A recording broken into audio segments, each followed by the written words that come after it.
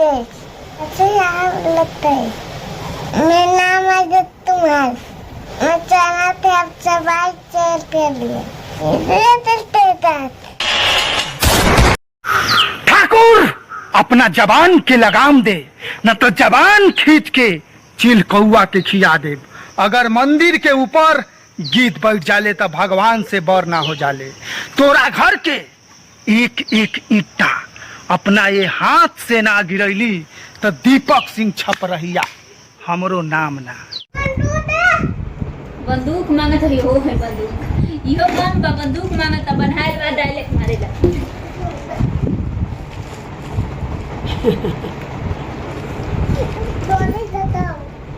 गोली जताओ पापा तुम डोली आ लिया।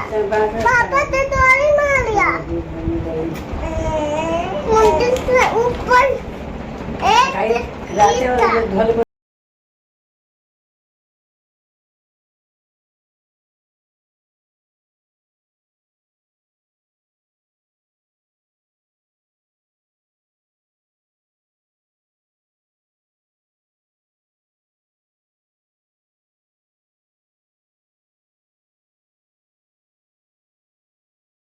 बोलेंगे हैप्पी बर्थडे टू यू, हम सब बोलेंगे हैप्पी बर्थडे टू यू, हम सब बोलेंगे हैप्पी बर्थडे टू यू, हम सब बोलेंगे हैप्पी बर्थडे टू यू। है हमारा लक्ष्य तू ही धड़कन है, दीपक का तेरे नाम सहारा ये जीवन है।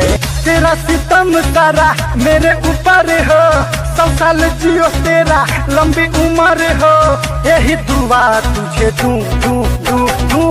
हम सब बोलेंगे हैप्पी बर्थडे टू यू, हम सब बोलेंगे हैप्पी बर्थडे टू यू, हम सब बोलेंगे हैप्पी बर्थडे टू यू, हम सब बोलेंगे हैप्पी बर्थडे।